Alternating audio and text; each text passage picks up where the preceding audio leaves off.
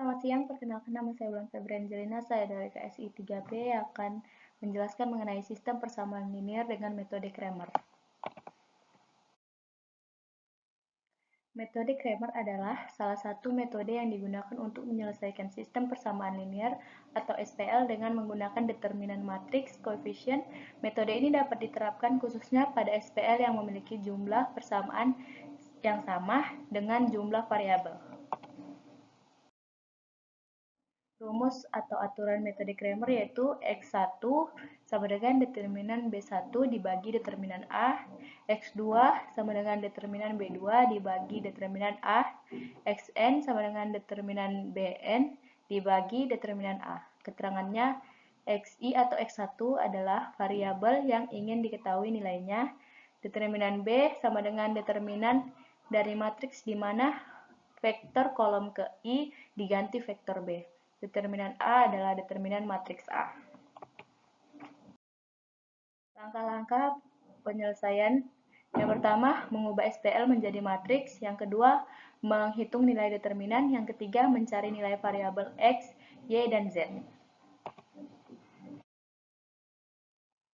Contoh soal yang pertama, X tambah Y kurang Z sama dengan 2, minus X kurang Y kurang 3Z sama dengan 10, 4X tambah 3Y tambah Z sama dengan 5. Penyelesaiannya, yang pertama kita harus mengubah SPL menjadi matriks, yaitu matriksnya 1, 1, minus 1, minus 1, minus 1, minus 3, 4, 3, 1.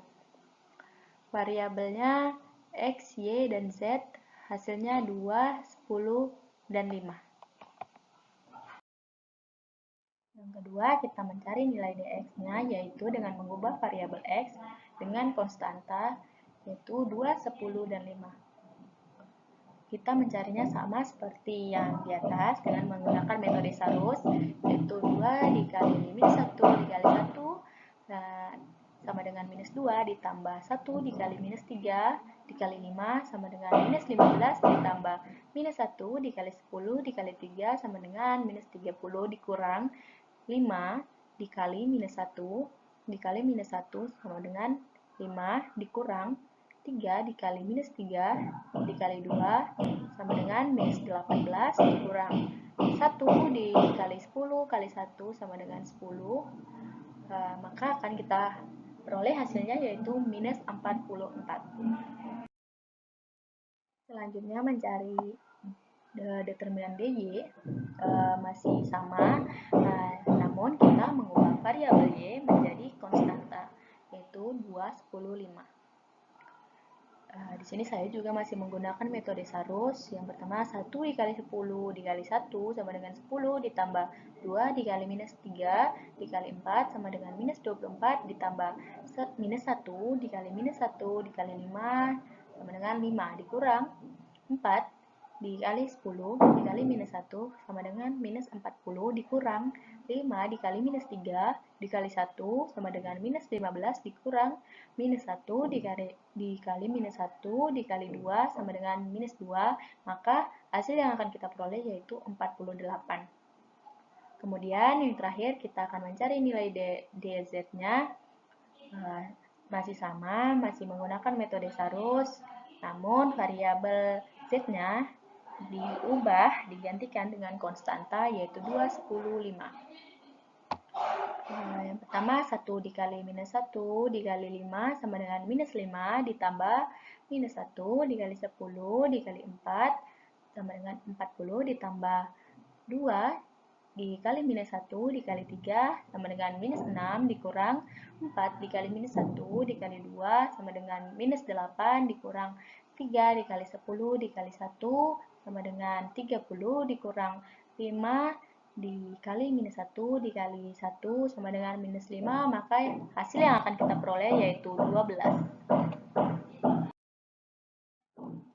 Yang terakhir, kita akan mencari nilai variabel X, Y, dan Z dengan menggunakan rumus yang sudah kita baca tadi, yaitu X sama dengan dx dibagi D, yaitu minus 44 dibagi minus 4 sama dengan 11. Mencari y-nya yaitu dengan dy dibagi D sama dengan 48 dibagi minus 4 sama dengan minus 12. Mencari Z, DZ dibagi D sama dengan 12 dibagi minus 4 sama dengan minus 3. Jadi nilai X, Y, dan Z adalah 11, minus 12, dan minus 3. Kelebihan metode Cramer yaitu penggunaan metode Cramer tidak perlu repot menggali faktor penggali yang dibutuhkan untuk eliminasi. Tidak perlu menyusun ulang baris matriksnya, jadi pivot bernilai 0. Metode Cramer bisa langsung dipakai rumus secara mentah-mentah, tetapi jika determinan A 0, maka dianggap tidak ada solusi meski belum tentu nilai determinan menentukan apakah matriksnya dapat di-inverse atau tidak, sehingga ada pengaruh AX sama dengan B. Sekian dari saya.